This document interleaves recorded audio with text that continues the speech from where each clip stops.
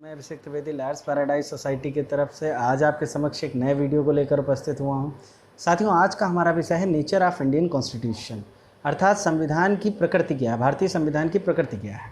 तो भारतीय संविधान की प्रकृति को जानने से पहले हमको विश्व में कितने तरीके के संविधान पाए जाते हैं ये उनकी प्रकृति के आधार पर निर्भर होता है। मुख्य रूप से विश्व में दो तरीके के संविधान पाए जाते हैं। पहला संविधान होता है संघात्मक प्रकृति का, दूसरा संविधान होता है एकात्मक प्रकृति का। अब अपने कुछ लक्षणों के कारण हम ये डिसाइड करते हैं कि ये कॉन्स्टिट्यूशन जो है वो फेडरल है और ये कॉन्स्टिट्यूशन जो है वो यूनाइटरी अर्थात एकात्मक प्रकृति का है। अब भारतीय संविधान किस प्रकृति का है, इसके बारे में हम बात करने से पहले आपको ये बताना चाहेंगे कि संघात्मक संविधान की क्या विशेषताएं होती हैं और एकात्मक संविधान की विशेषताएं क्या होती हैं। तो जो संघात्मक संविधान होता है उसमें शक्तियों का विभाजन होता है केंद्र एवं राज्य के मध्य में, और दूसरा जो एकात्मक संविधान होता है उसमें राज्य की सारी शक्ति जो है वो वहाँ के केंद्र सरकार अर्थात जो वहाँ की प्रमुख सरकार सेंट्रल गवर्नमेंट होती है उसमें निहित होती है, और जो प्रांत हैं वो केंद्र के अधीन रहकर कार्य करते हैं। अब भारतीय संविधान के परिप्रेक्ष्य में जब हम बात करेंगे तो सबसे पहले भारतीय संविधान को प्रोफेसर जो हैं केसी हेयर महोदय, इन्होंने ये कहा था कि अर्ध संघीय प्रकृति का है। लेकिन जो B.R. अम्बेडकर महोदय थे उन्होंने ये कहा था कि मेरे विचार में संविधान में बहुत से ऐसे तत्व हैं जो केंद्र को ऐसी शक्ति प्रदान करते हैं जिससे प्रांतों की स्वतंत्रता खत्म हो जाती है। फिर भी वो ये मानते थे कि भारत का संविधान संघात्मक प्रकृति का है।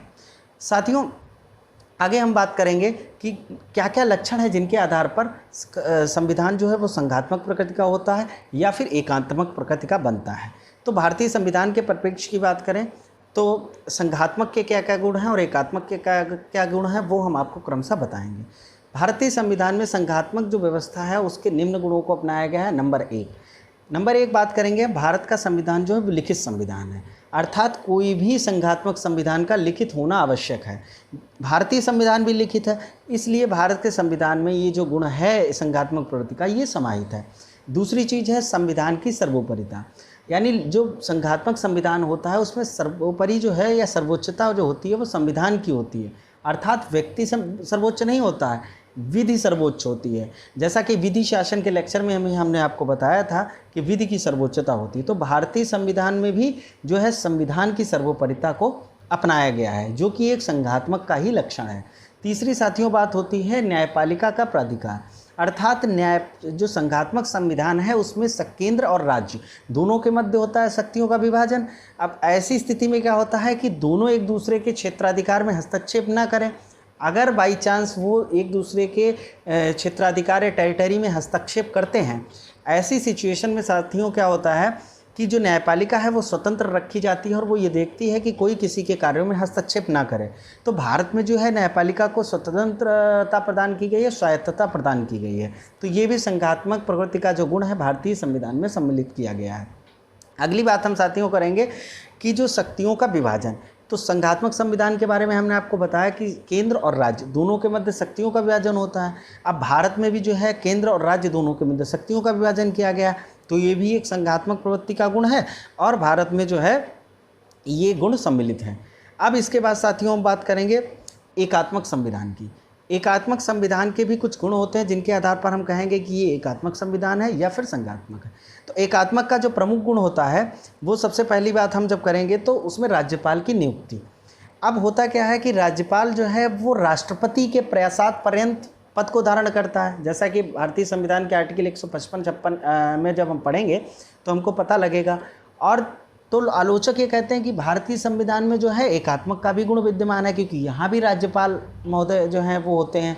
लेकिन साथियों याद रखना चाहिए हमको कि जो मंत्रिपरिषद होती है उसके बिना परामर्श के राज्यपाल कोई काम नहीं कर सकता है, अर्थात उसके सलाह से ही कार्य करेगा।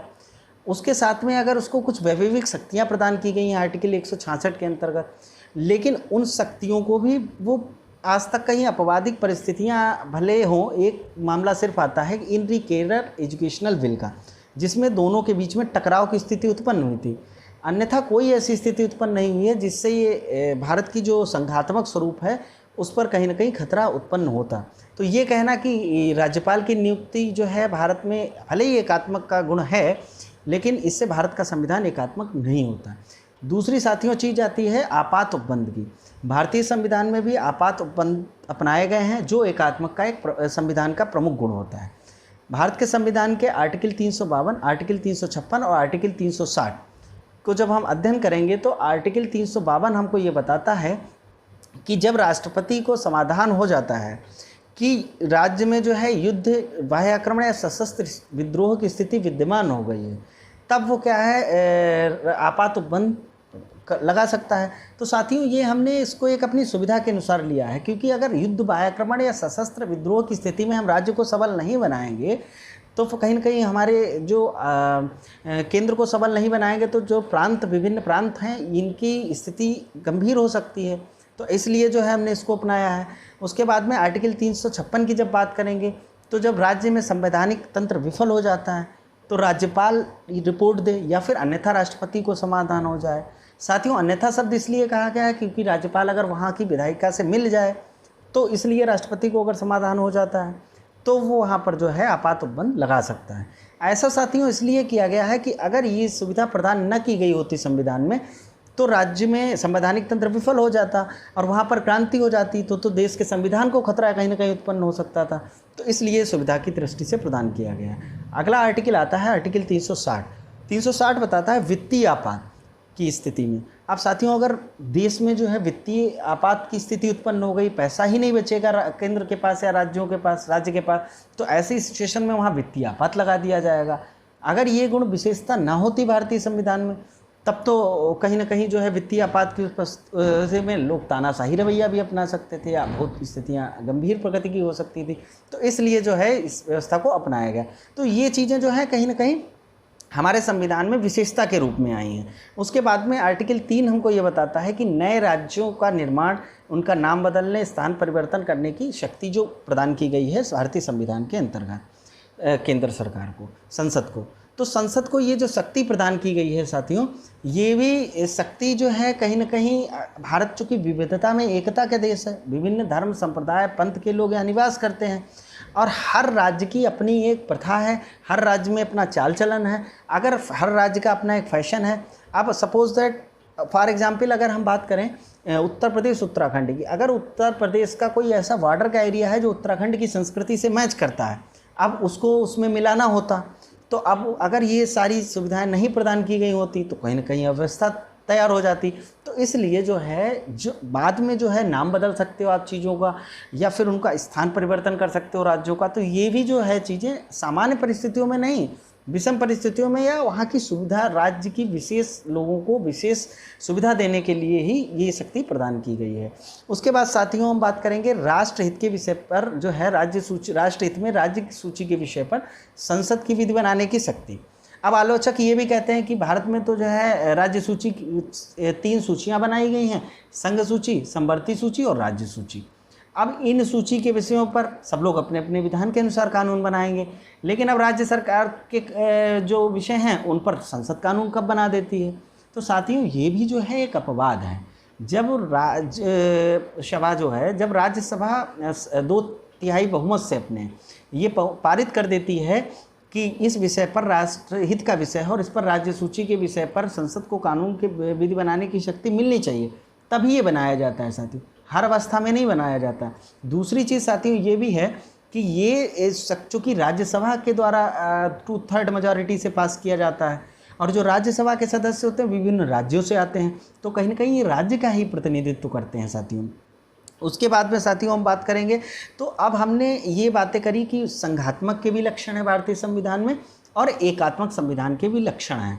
तो अब कुछ लोग जो हैं, जैसे के.सी. व्हीयर महोदय ने अर्धसंघीय पर संविधान भारत को कह दिया है, तो यहाँ पर हम देखेंगे दोनों लक्षण हैं, लेकिन जो एकात्मक के लक्षण हैं वो हर समय लागू नहीं होते हैं, आपवादिक परिस्थितियों में और भारत की सुविधा की दृष्टि से उनको शामिल किया गया है।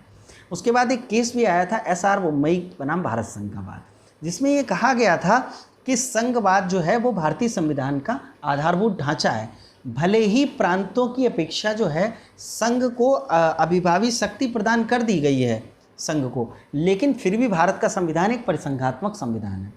अंत में साथियों जब हम भारतीय संविधान के परिप्रेक्ष्य की बात करेंगे और पूरा निष्कर्ष निकालेंगे तो हम ये नहीं कह सकते कि भारतीय संविधान में सभी संघात्मक के गुण हैं या भारत के संविधान में सभी एकात्मक के गुण हैं।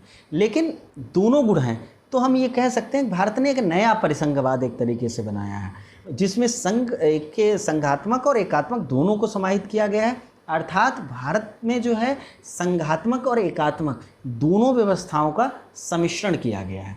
अब साथियों, आपको हमारा आज का बनाया हुआ ये वीडियो कैसा लगा हमको कमेंट बॉक्स में ज़रूर बताएं। ज़्यादा से ज़्यादा हमारे वीडियो को लाइक करें, हमारे यूट्यूब चैनल को सब्सक्राइब करें, शेयर करें। धन्यवाद साथियों।